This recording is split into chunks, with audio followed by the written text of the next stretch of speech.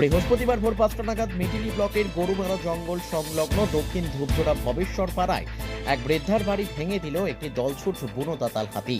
এই ঘটনায় এলাকায় আতঙ্ক ছড়িয়ে পড়েছে। জানা গিয়েছে, এদিন ভোরে পার্শ্ববর্তী গরুমারা জঙ্গল থেকে একটি হাতি বেরিয়ে এসে ওই এলাকায় ঢুকে পড়ে। ঢুকেই হাতিটি ঝুনিয়া ওরাও নামে ওই বৃদ্ধার বাড়ি ভেঙে দেয়। সেই সময় ওই বৃদ্ধা বাড়ির ভেতরেই ছিল। বাড়ি ভাঙার শব্দ পেয়ে সে পেছনের দরজা দিয়ে পালিয়ে প্রাণ বাঁচায়। এরপর এদিন সকাল 9:30 নাগাদ পাড়া প্রতিবেশীরা ওই বাড়িতে ভিড় জমায়। খবর পেয়ে সেই সময় বনকর্মীরা এসে ক্ষতিগ্রস্ত বাড়িটি পরিদর্শন করে যায়।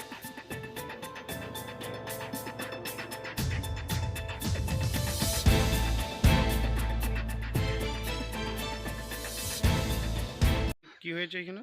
এখানে ওই যে রাত্রেবেলা বন থেকে হাতি এসে এই যে কাকির কেউ নেই বাড়িতে, একদম গরিব, দিন খায় দিন মজুরি করে, নদীতে যায়, মাছ টাছ মারে, কি অল্প স্বল্প ওইগুলো 10-5 টাকায় বিক্রি করে, জাস্ট ইয়ে করে খায়।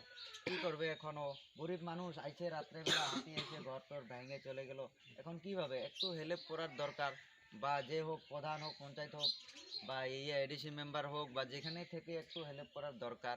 কাকিকে অসহায়, আমরা যখন পারি তখন আইসে ডাইকে একটু ভাত সাত দেই। এখন কি করবে, বাড়িঘর এখন ভাঙিয়ে দিল, হাতি আইছে, এখন একটু ইয়ে করার জন্য একটু ইয়ে করতে হবে আর কি। আচ্ছা, কি হয়েছে দাদা এখানে? এখানে কি হয়েছে, সারা রাত তো একটা বনো হাতি আইসে, ওই যে ওইখানে ফাঁকাশি আবুল চাচার বাস তো সারা রাত ভাঙছে। তার মধ্যে সকাল সকাল ভোর টাইমে যাওয়ার সময় আমাদের এইখানকার ওই রাস্তায়, এইখানকার বলতে গেলে এই যে এই এই মামার এই কলা গাছটা ভাঙে নিয়ে এই উঠানে আইসে মানে খাইতো। এই সময় এইদিকে লাইট দিয়ে আসতেছিল, এমনি তো চোখ দেখে না, তার মধ্যে এখানে লাইট দিয়ে আসে, সামনে নিচে লাইট দিল, তারপর ওখানে কলা বাদ দিয়ে দৌড়ে আসছে এখানে, একে অল্প যেন ধরতে পারে নাই।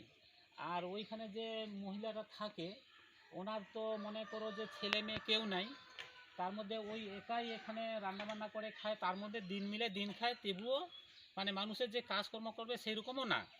ও ঢেকিয়া শাক কোথায় নদীতে, মানে মাছ কোথায়, ওই যে কি বলে আমাদের আদিবাসীর মধ্যে ঘুঙ্গি বলে, টাকুয়া যেটাকে বলে, ওগুলা আইনে বিক্রি টিক্রি করে গ্রামে বা হাটে পাতে বিক্রি টিক্রি করে, এরকম চলে আর কি সংসারটা।